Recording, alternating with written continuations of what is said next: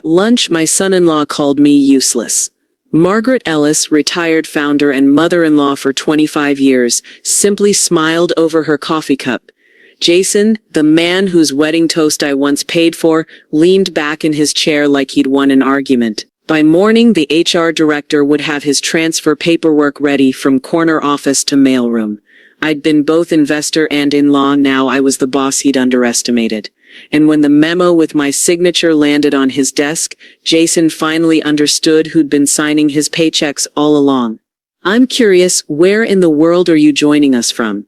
Drop your city or country in the comments, and make sure you're subscribed for all the latest updates. It wasn't just a comment, it was a declaration of war in a family lunch. The china clinked softly as Rachel set down a platter of roast chicken, the lemon and rosemary scent filling Mike's dining room. Sunlight streamed through the wide windows, spilling across the oak table, making everything look too warm, too perfect.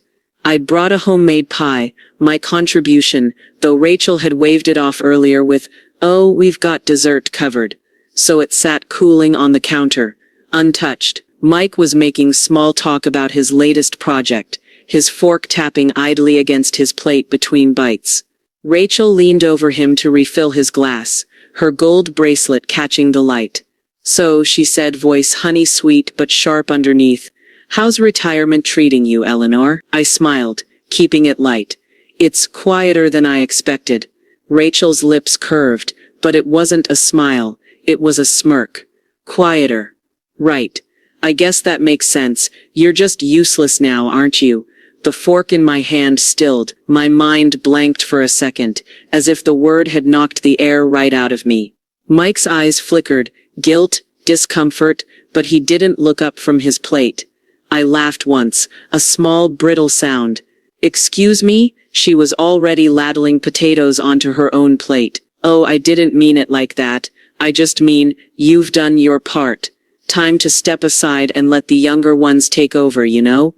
Her tone was casual, but her eyes quick, assessing, were anything but. I nodded slowly, the way you do when you've been slapped in public and you're deciding whether to stand up or swallow the sting.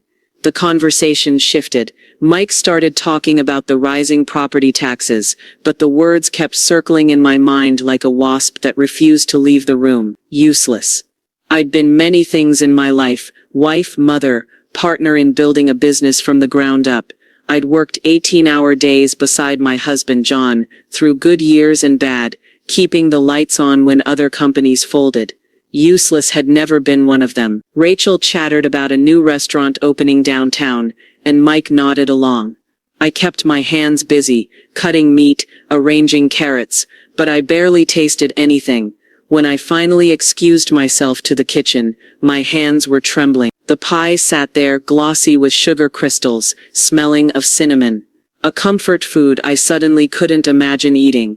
I gripped the counter edge until my knuckles whitened. My reflection in the microwave door looked older than I remembered, silver hair, a fine network of lines around my eyes, but my gaze was steady. Rachel thought I was powerless.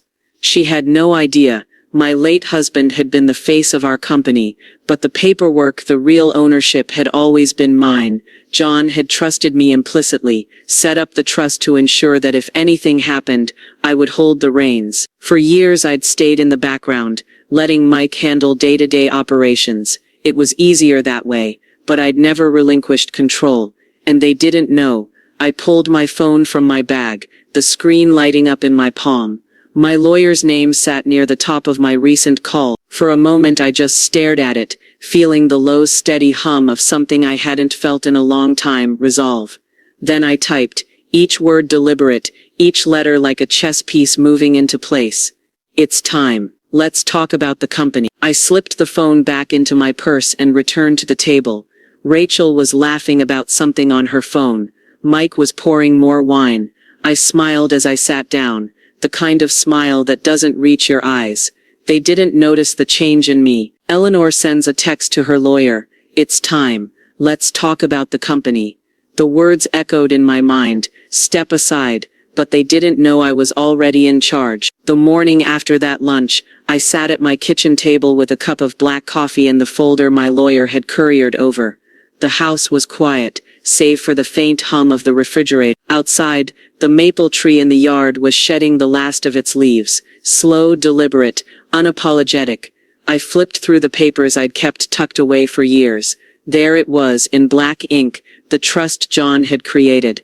My name firmly printed beside majority shareholder and chairwoman. Not honorary titles, not symbolic, absolute control.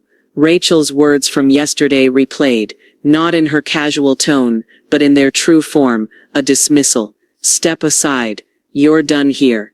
She had no idea that the person she was pushing toward the sidelines was the same one holding the scoreboard. I could almost hear John's voice in my head, warm but pragmatic. Don't use power to prove a point. Use it to protect what matters. Mike thought he was running the show. Rachel assumed she was married to the man in charge. In truth, I'd simply chosen to let them operate the business day to day, while I kept the foundation solid. It was easier that way, until yesterday. The moment Rachel called me useless, something in me shifted. This wasn't about hurt feelings anymore. It was about reminding them, and maybe myself, of who I was. I called my lawyer, Mark, at 9 sharp. Eleanor, he said, his tone alert. I got your text. Are we talking a routine check-in, or something bigger? Bigger, I replied. I want to confirm my standing with the company, and I need to know every detail about the structure as it stands today. By noon we'd gone over the holdings, the voting rights and the operational bylaws. It was all there exactly as John had left it, untouched. My control was airtight. You could walk into the next board meeting and remove anyone you wanted, Mark reminded me. You've always had that authority. That afternoon, I sat by the window with a yellow legal pad, jotting down ideas. I wasn't going to march into the office waving documents like a warband. That would be too easy, and too obvious. No, I wanted them to understand, to feel the shift in power without seeing the blow coming. That meant a strategy. A quiet one. First step, rewrite my will. Not because I planned on leaving soon, but because wills have a way of revealing truths when you need them to. I called Mark back. Add a clause, one that clearly states my ownership of the company, and my intent for its future leadership. I want it watertight, no room for interpretation. He paused. You want them to find out through the will. I want them to know when it matters most, I said, and when I'm ready I'll make sure they're forced to read every word. That night, I cooked dinner for myself, something simple, seared salmon with lemon, and poured a glass of wine. I kept the legal folder on the table as I ate, like a silent dinner guest. It was strange how quickly the weight in my chest had shifted. Yesterday, I'd walked away from that table feeling small, diminished.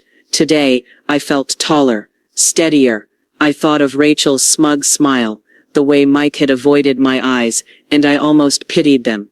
Almost, because the thing about underestimating someone is this: you give them all the space they need to prepare. When I finally went to bed, I slid the folder into my bedside drawer, not hidden, not locked away, just there within reach. I wasn't rushing into anything. That would come later. For now, I would let them live in their comfortable illusion just a little longer. The next move would be mine. Eleanor revises her will, adding a clause to reveal her true ownership.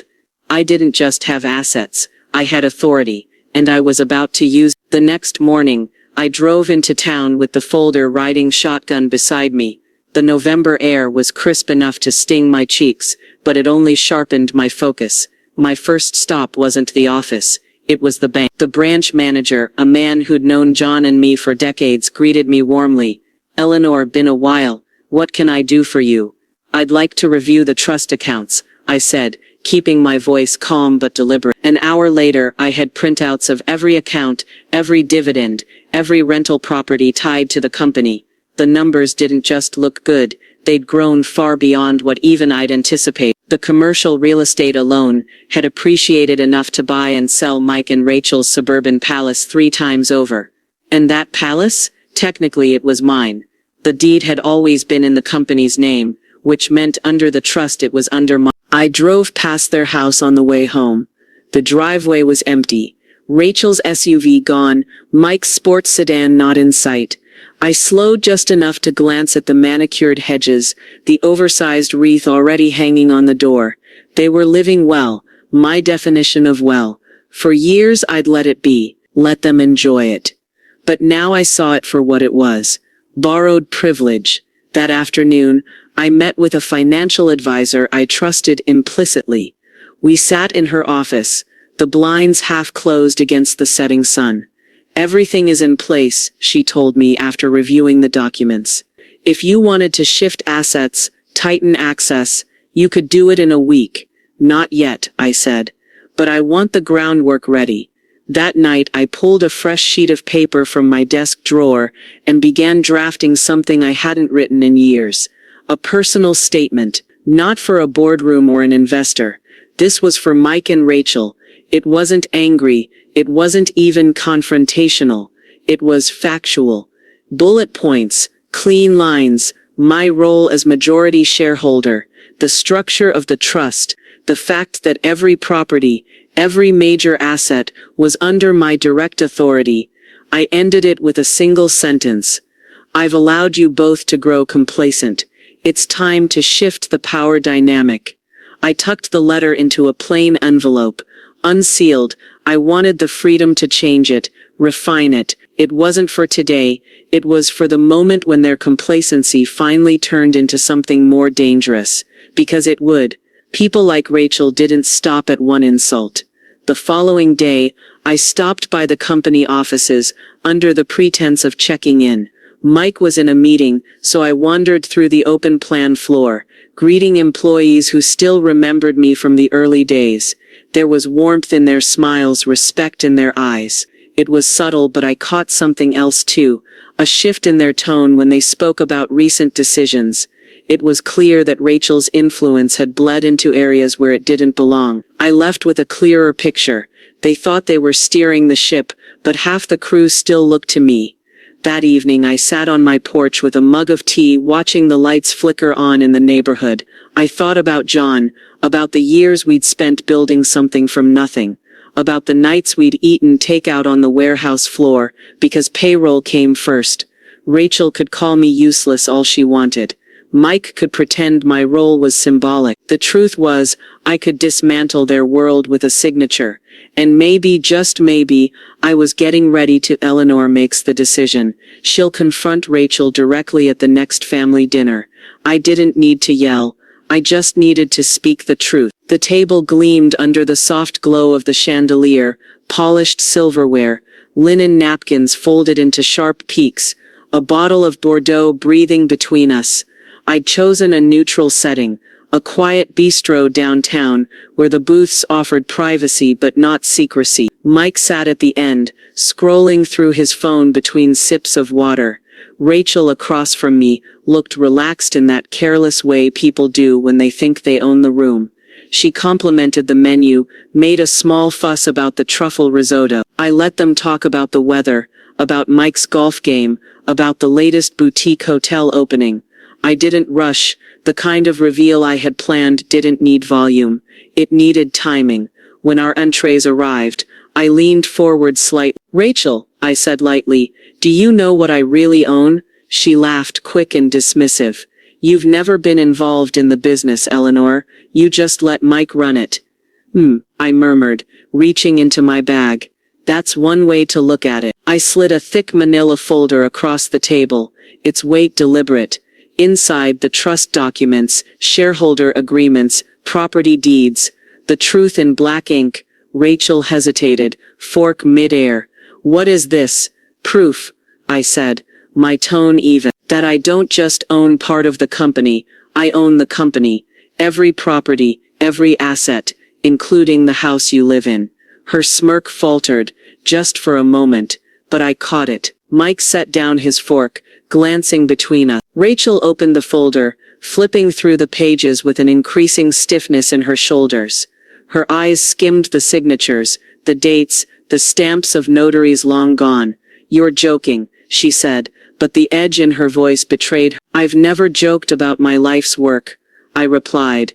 "For years I've let you both manage things your way. That ends now."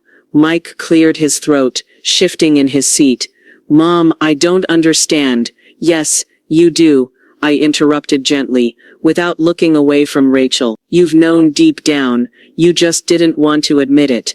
I watched Rachel's pulse flutter in her neck, her perfectly manicured fingers tightening on the papers.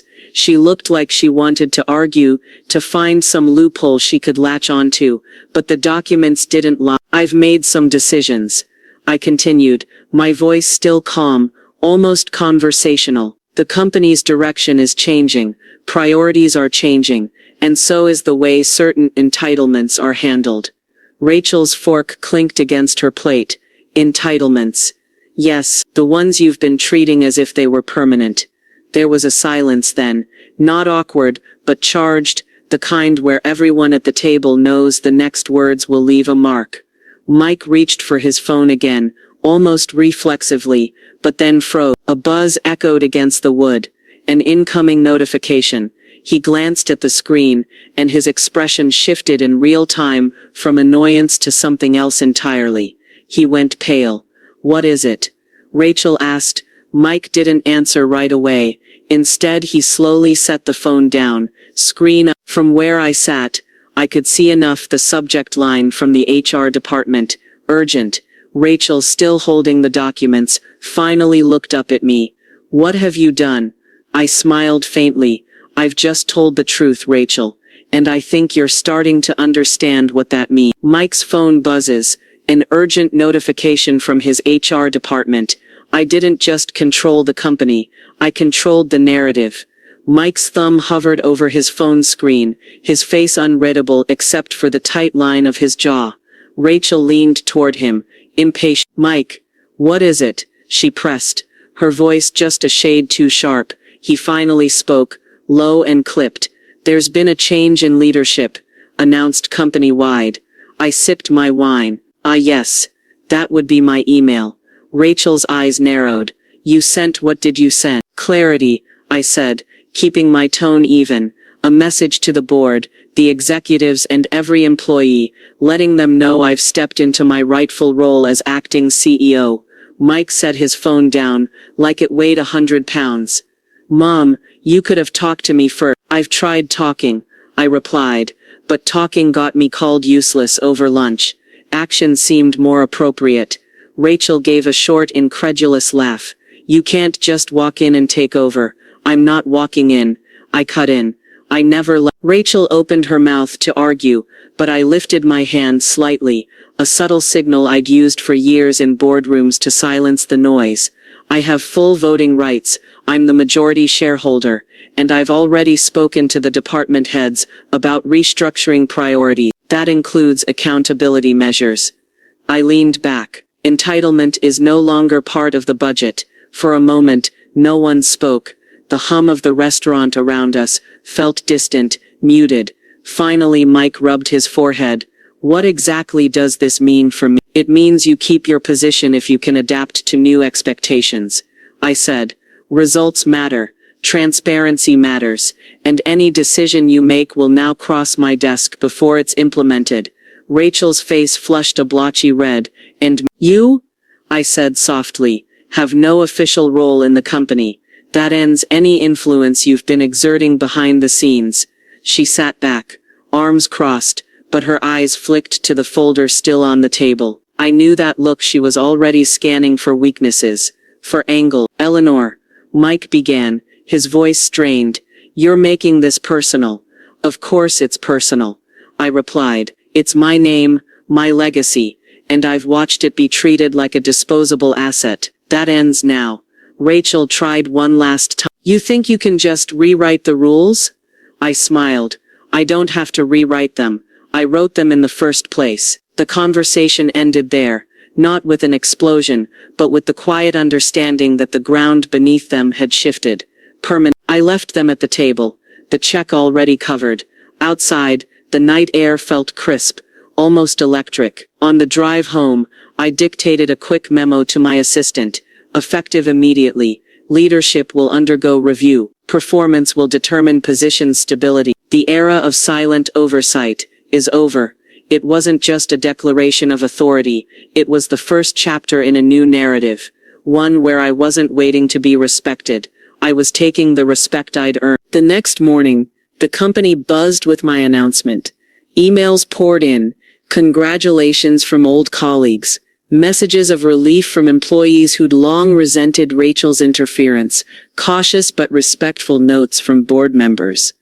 The balance of power had shifted, not just on paper but in perception. And perception is where real control begins. Eleanor sends a company-wide email announcing new leadership and company priorities.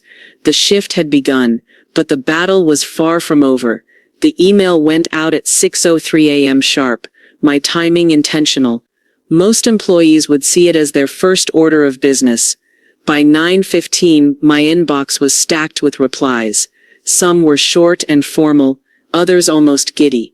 One in particular made me pause. It's about time, Eleanor. We've been waiting for this. Signed by the head of R&D, a man Mike had never bothered to learn by name. The board was quiet so far, but quiet was rarely neutral. It was the sound of people watching, weighing odds, and deciding which side to stand on. At 11, Azar and I called a leadership meeting. Attendance was mandatory. Mike came in late, looking rumpled and defensive, his laptop under his arm. Rachel wasn't there. Of course she wasn't. I outlined the company's renewed mission statement, stripped of the fluff that had crept in over the past decade. We're going back to basics, I said. Innovation, transparency, accountability.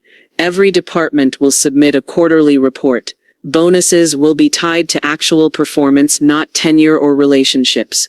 A few department heads exchanged glances, pleased ones. Mike's jaw tightened. After the meeting, Rachel intercepted me in the hallway, her heels clicking like warning shots.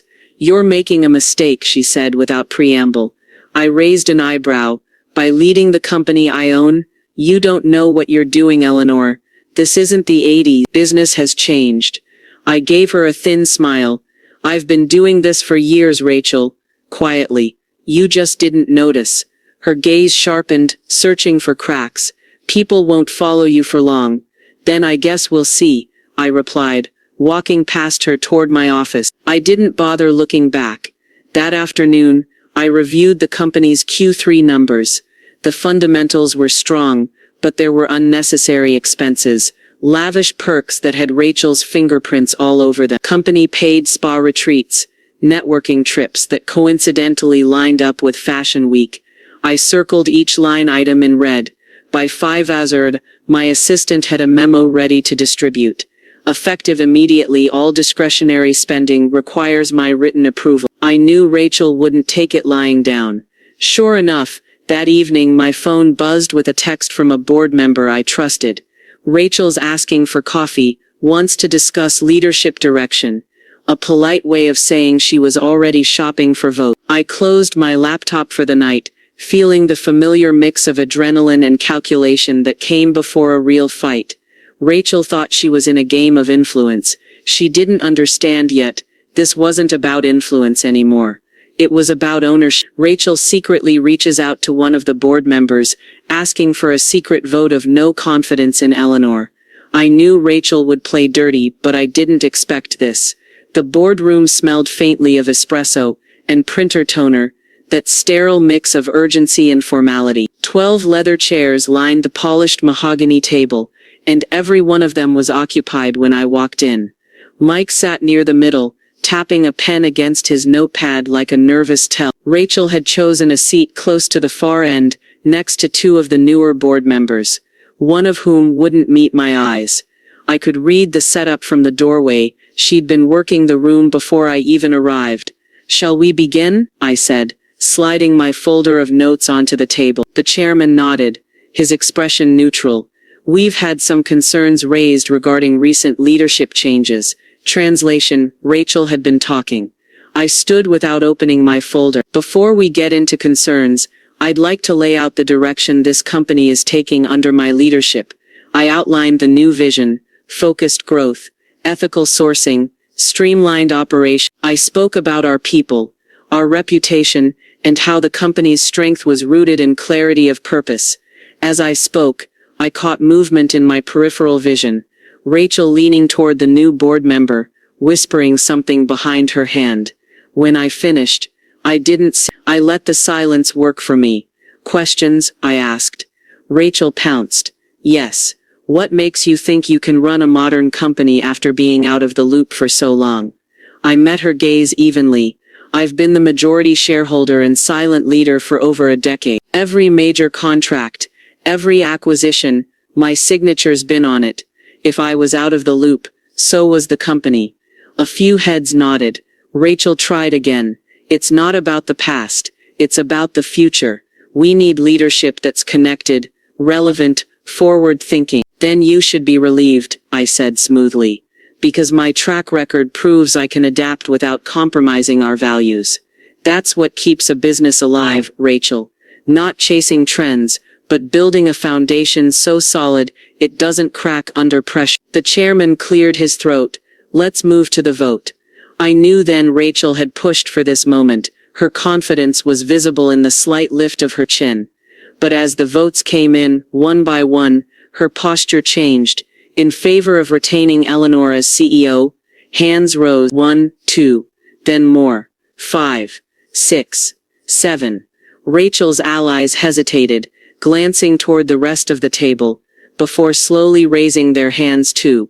By the end, the tally was overwhelming. Rachel's lips parted, but no words came out. The chairman gave a small nod. The vote passes in Eleanor's favor. I sat down, folding my hands neatly on the table. Thank you. Let's get to work. As we adjourned, Rachel slipped out quickly, her heels clicking down the hallway like retreating gunfire. I knew she wouldn't lick her wounds quietly. She'd look for another angle. Sure enough, 30 minutes later, my assistant slipped into my office. You should see this. She handed me a printout. An internal email forwarded from someone I trust. Rachel had already begun offering promises to a mid-level executive in exchange for loyalty. The war wasn't over. Rachel looks for a new ally, offering promises to someone in the company. Rachel thought she could buy loyalty, but she underestimated me. By the next morning, I'd confirmed what I suspected. Rachel's loyalty pitch had gone to Daniel Price, our senior financial manager, a man with 30 years in the company, and a reputation for keeping his head down. What Rachel didn't know was that Daniel and I had worked side by side during the early growth years. We'd survived late nights, bad contracts, and one near bankruptcy together. When his email popped up in my inbox, subject line, "You should be aware," I smiled. Rachel's message to him had been shameless. There's a place for you in the next phase of leadership. With your expertise, I could make sure you're taken care of, but I'd need you on my side when the time comes. Daniel had replied with a single line before forwarding it to me. I'm already on the right side. I asked him to stop by my office. He came in looking uncomfortable. I didn't want to make a scene, Eleanor, but she's fishing. And if she's talking to me, she's talking to others. I leaned back in my chair. Then it's time to make sure they understand exactly what they'd be signing up for if they joined her. Daniel nodded slowly. You want me to spread the word? No, I said, smiling faintly. I'll do it myself. That afternoon, I invited Rachel to meet me in one of the smaller conference rooms, neutral ground, glass walls, nowhere to hide. She arrived 10 minutes late, her expression smug. You wanted to talk? I slid a printout of her email across the table. This is the conversation you had with Daniel Price. He forwarded it to me. She blinked once, then forced a laugh. Oh, come on. That was just a friendly offer. Networking. It was an attempt to destabilize my leadership, I said, evenly. And you've done it before. I warned you last time. Her smile slipped, but she kept her chin high. You can't prove anything. I tapped the paper. This is proof. And I've already spoken to the board's ethics committee. You've lost my trust and theirs. Her arms crossed tightly over her chin. You can't shut me out completely. You're right, I said, standing. I can't, but I can remove you from any role that touches company finances. Effective immediately. The color drained from her face. You wouldn't. I already have, I said, sliding another document toward her. A memo to all staff. Going out in 30 minutes. She didn't pick it up. She didn't have to. The title in bold print was visible from across the table. Revision of Financial Oversight Role. Rachel pushed back her chair so hard it squealed against the floor. "You'll regret this." "I doubt it," I replied. By the time I got back to my office, my assistant had the email queued. "Effective immediately. Rachel Collins will have no financial oversight responsibilities within the company. All such matters will be handled directly by the CFO and CEO." I hit send. Within an hour, my phone lit up with messages from department heads, half relief, half thinly veiled amusement. The quiet kind of celebration that happens when an obstacle is finally removed. Rachel might still have a title, but now she had no levers to pull. And in business, control wasn't about what you could say. It was about what you could authorize. Eleanor sends a company-wide memo removing Rachel from any financial influence. I had nothing left to prove, except I could be more than just their family. By the time Monday rolled around, the atmosphere in the building had shifted. Conversations hushed when I passed, but not in fear. In anticipation. People knew something bigger was coming. They were right. That morning I called an emergency executive session. No Rachel this time. Her exclusion was deliberate and noted. Mike showed up, pale but composed, sitting near the end of the table. "I've reviewed our leadership structure," I began, sliding a stack of documents to each seat, "and I'm implementing changes effective immediately." At the top of each page, bold letters read, "Leadership Restructuring Initiative." Rachel's title was gone, her role dissolved into a newly created advisory position, one with no decision-making authority, no access to confidential data, and no direct reports. In her place, I'd appointed 2 division heads who'd been quietly keeping the company afloat during the chaos. Both were seasoned, loyal, and respected across departments. "This isn't about punishment," I said, meeting each person's eyes in turn. "It's about efficiency and trust. I need leaders who put the company first. Always." Mike's gaze dropped to the table. After the meeting, I found him waiting outside my office. "Why didn't you tell me?" he asked quietly. "Would it have changed how you acted?" I countered. He hesitated, then shook his head. "No, but maybe I would have stopped her sooner." I didn't answer right away. Mike had been complicit, not by malice, but by inaction. And in leadership, silence can be just as dangerous as sabotage. "Then learn from it," I said finally, "and decide what kind of man you want to be moving forward." By noon, the restructuring memo was public. Support poured in from every corner of the company. Emails, quick hallway nods, even a few handwritten notes left on my desk. By 3 o'clock, the stock ticker began creeping upward. By closing bell, our market value had jumped 4%. Not monumental, but enough to make competitors take notice. That evening, I poured myself a glass of wine and sat by the window in my home office. For the first time in years, I felt not because I'd won, but because the weight of constant undermining was gone. The next day, I heard from my assistant that Rachel hadn't shown up to work. I didn't bother calling her. By then her game was obvious. Disappear long enough to stir speculation, then reappear with some new ploy. I didn't have to wait long to hear it. 2 nights later, Mike came to see me alone. "She wants me to leave the company," he said without preamble. "Go work for one of our competitors. She says they'll give me a VP position." I studied his face. "And what do you want?" For the first time since this began, his voice didn't waver. "I want to stay, and I'm done letting her pull the strings." I nodded slowly. "Then you know what you need to do." Rachel's final card had been to tempt Mike away with promises of power, but for once he chose to stand with me.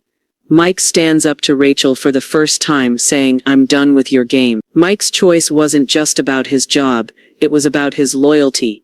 When Mike told Rachel he wasn't leaving the company, the decision seemed to echo through every corner of our world.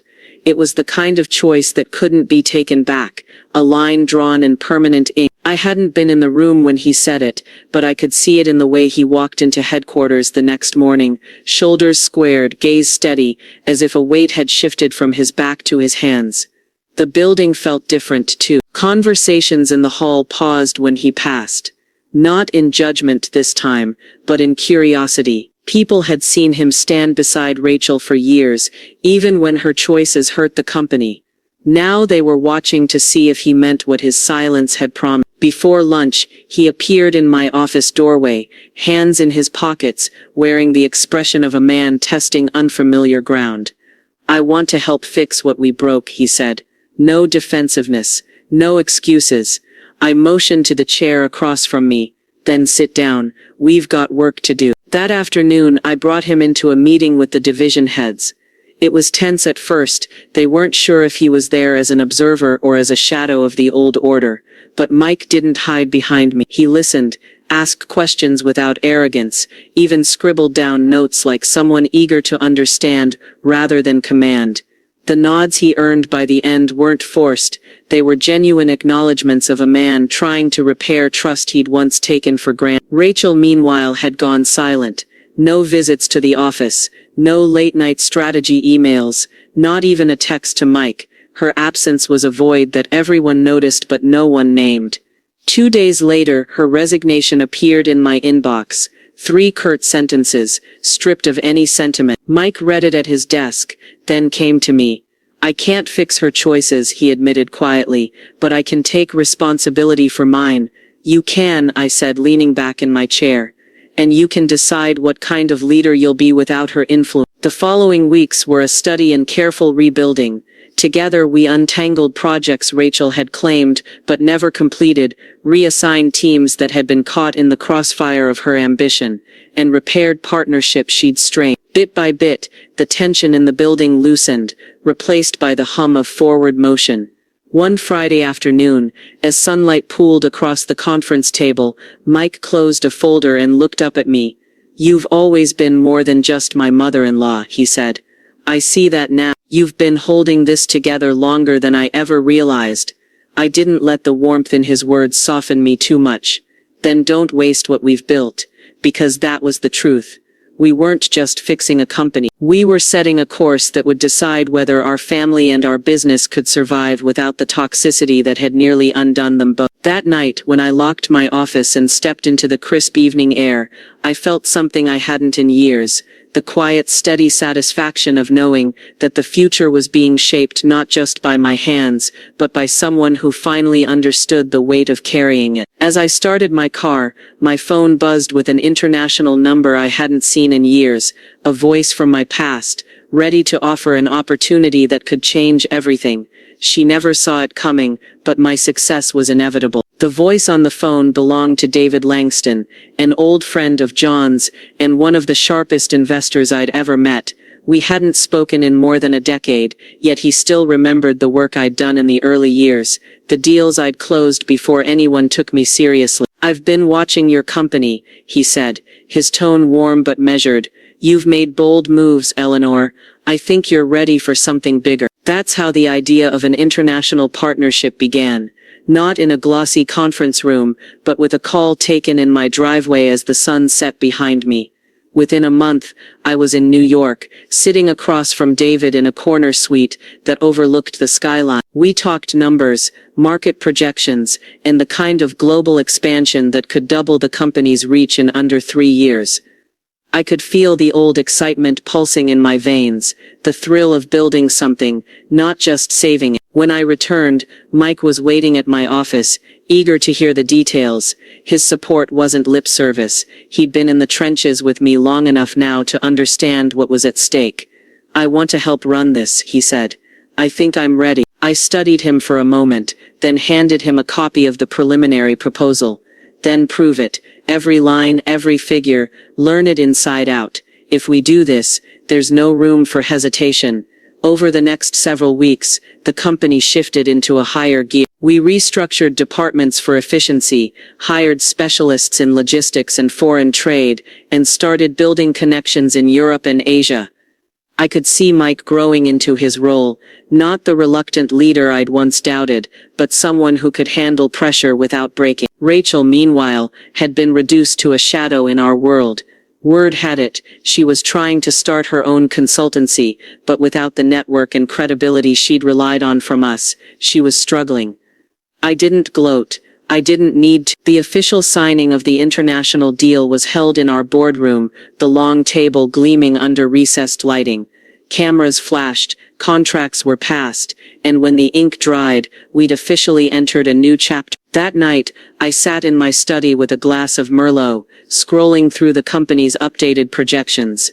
The numbers didn't just show growth, they showed momentum, and momentum in business and in life is a powerful thing to have on your side. Opportunities began stacking faster than I could sort them. Invitations to speak at leadership forums, requests for interviews about the company's transformation. When I stepped on stage at my first public event, a leadership summit for women in business, the applause was warm, but it was the sight of Mike in the front row that grounded me. He wasn't there as my son-in-law anymore. He was there as my partner in the months that followed.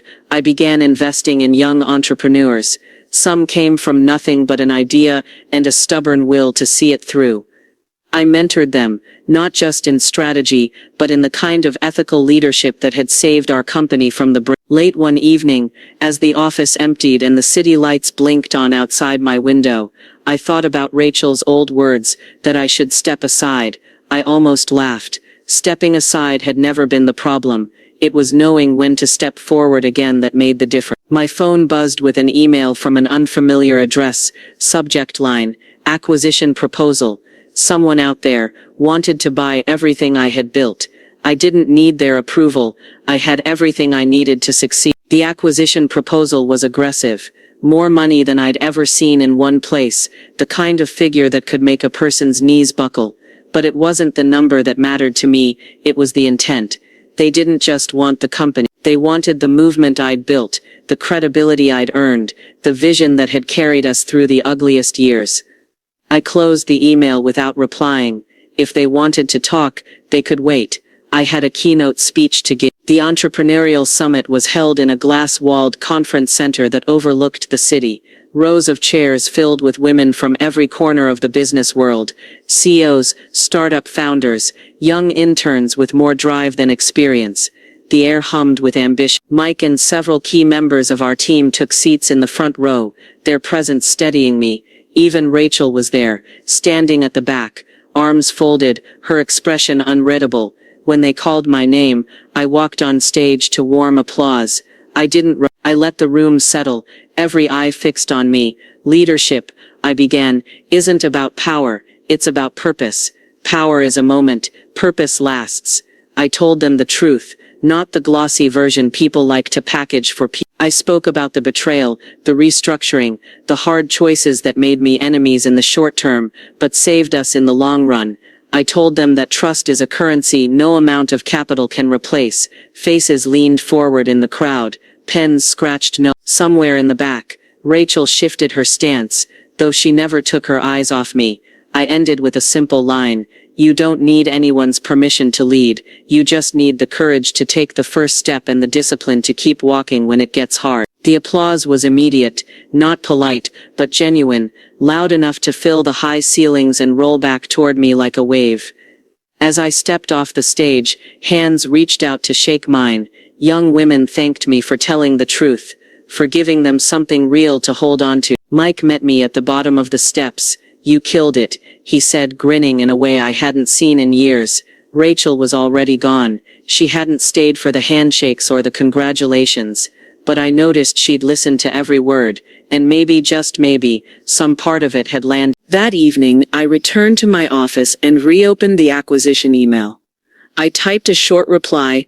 Thank you for your interest. The company is not for sale. But if you'd like to talk about partnerships that align with our mission, my door is open. I hit send and leaned back, watching the city lights blink on through the window. I'd spent too many years letting other people decide my worth. That part of my life was over. The next morning, I received an unexpected message, not from the buyer, but from one of our fiercest competitors. Congratulations on the summit speech. You've raised the bar for all of us. It wasn't just respect, it was recognition from someone who didn't have to give it. And for the first time in a long time, I felt the satisfaction of knowing I'd earned it on my own terms. I stood by the window, coffee in hand, and thought about the next challenge. The world was open now.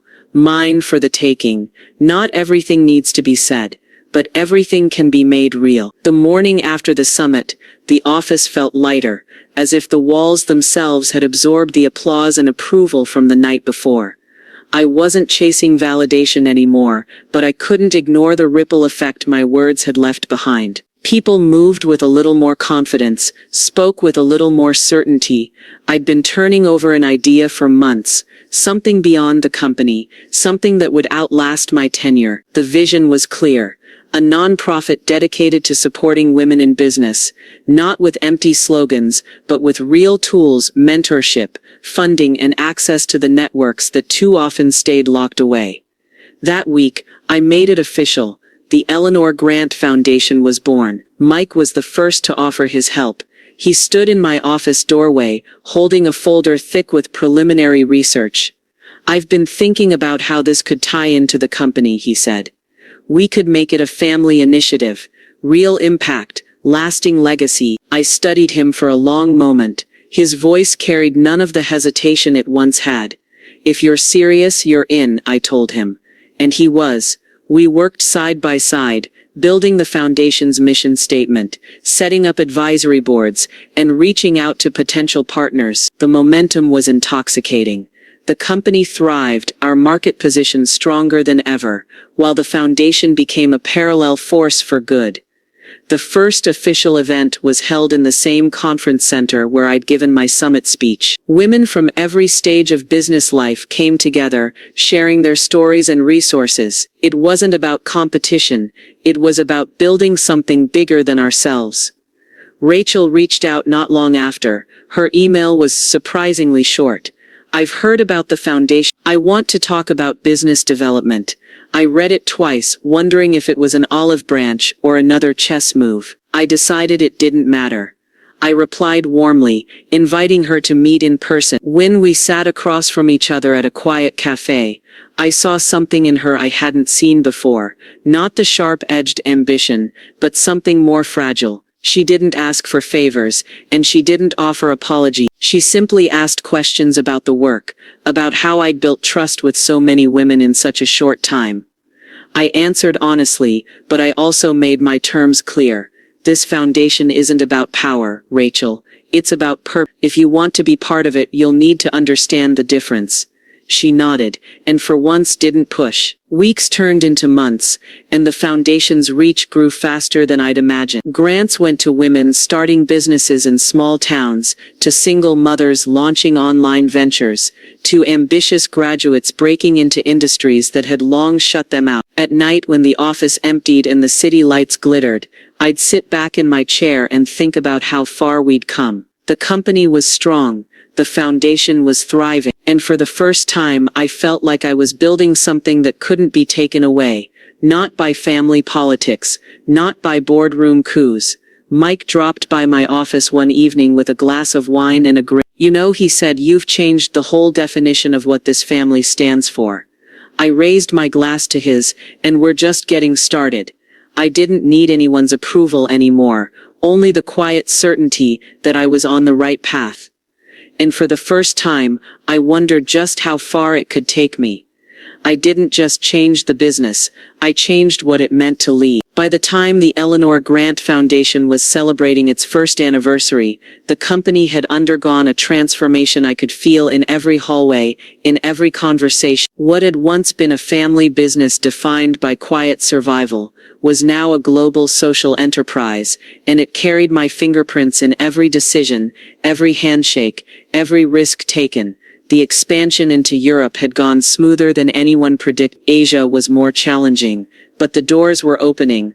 Our products and services weren't just competing, they were setting the standard, and people noted. But it wasn't just growth that thrilled me, it was the way our values, transparency, trust, and accountability were traveling with us, reshaping the culture wherever we planted our flag. Mike thrived in the new environment. He'd stepped into his role with a kind of steady competence that I hadn't expected when this all began. He was more than an executor now, he was a partner, a leader in his own right. We often worked side by side in strategy meetings, fielding questions from foreign partners, sketching expansion timelines on whiteboards. I'd catch him glancing at me sometimes, the faintest smile tugging at the corner of his mouth, silent acknowledgement of the path we'd walked to get here. Rachel remained outside our immediate circle. She'd found some measure of success with her own ventures, and while we weren't close, there was a civility between us now. She no longer pushed to be part of the company's leadership. Whether it was pride or wisdom that kept her at a distance, I didn't press. The family foundation flourished alongside the company, funding projects in underdeveloped regions, sponsoring mentorship programs, and supporting women-led startups in industries where the doors had been shut for decades. It was no longer just a side initiative. It had become a core part of our brand identity.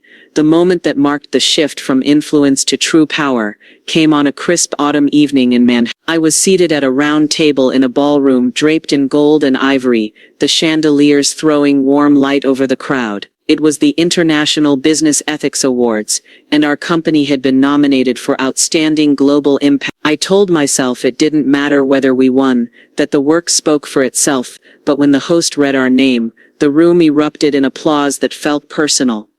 I stood smoothing the front of my dress and walked to the stage. The award, a glass sculpture that caught the light like a prism, was heavier than I expected.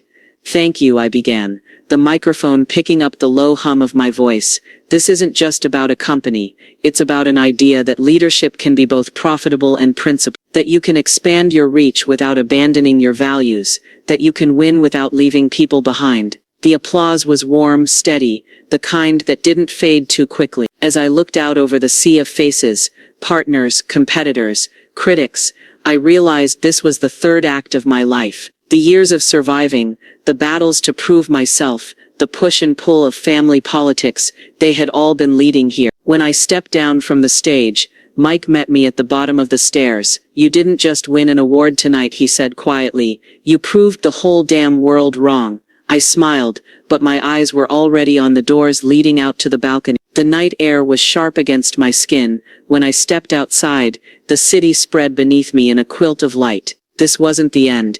It wasn't even the peak. Somewhere out there, a new challenge was already forming, and I knew I'd be ready to meet it head on. It wasn't about proving them wrong. It was about proving myself right. The office was quiet now, not empty, never empty, but settled, like a house that knows it's in good hands. Sunlight spilled through the wide glass windows, warming the walnut conference table where for decades decisions had been made in whispers and shadows. Now those same decisions were made in daylight. Transparency had become more than a buzzword.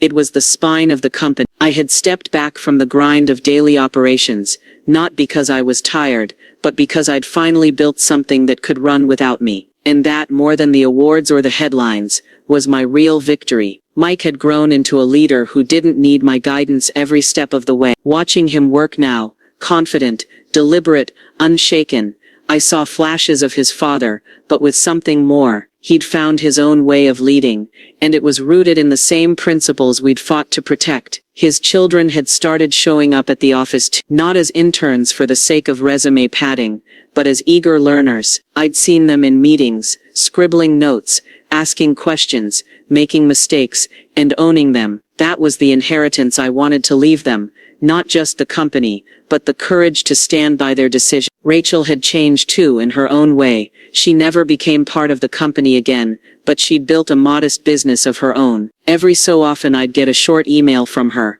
updates on a project, a photo from a trip, sometimes even a quick note of congratulations when the company made headlines. She never apologized for the years of friction, and I never asked her to. We had found a quiet peace in the simple acknowledgement of each other's place in the world. The Eleanor Grant Foundation had become its own living, breathing entity, its work stretching into corners of the globe I'd never visited. Women I'd never met sent letters, thanking me for giving them the means to take their first steps into entrepreneurship. In small towns and sprawling cities alike, businesses were being built that would outlast the people who started them. Some nights I'd read those letters at my kitchen table, coffee cooling in my hands, and think this is what legacy looks like. Not the name on the building, but the lives that carry it forward. I'd started writing a memoir, not for publication, at least not yet, but for myself. Page by page, I traced the path from those early uncertain years to the battles I hadn't thought I'd survive. I wrote about the lunch where Rachel called me useless, the quiet decision to text my lawyer, the moment I slid that folder of ownership papers across the table and watched the color drain from her face.